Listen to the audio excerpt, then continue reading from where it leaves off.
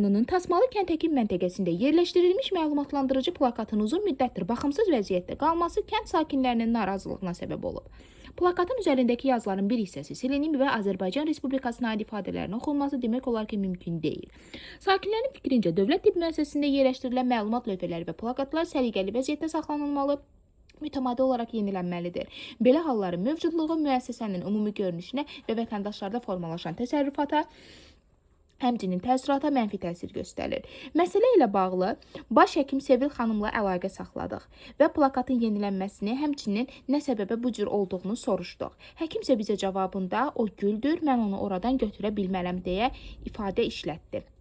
Məsələ ilə bağlı üzümüzü tuturuq bütün aidiyyatı qurumlara və güc strukturlarına. Buradan belə nəticəyə gəlmək olur ki, baş həkim Sevil xanım öz vəzifəsindən suyu istifadə edir. Ümumiyyətlə, Sevil xanım həmçinin mərkəzi xəstəxanada da fəaliyyət göstərir.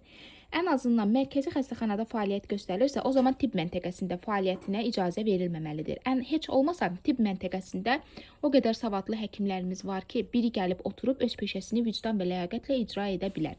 Məsələ ilə bağlı üzümüzü tuturuq bütün aidiyyatı qurumları və güc strukturlarına. Sevil xanımın gördüyü bütün işlər ciddi sürətdə araşdırılmalı və barəsində lazımi tədbirlər görülməlidir. Məsələ ilə bağlı araşdırmamız davam edir. Qarşı tərəfin mövqeyini dinləməyə hazırıq.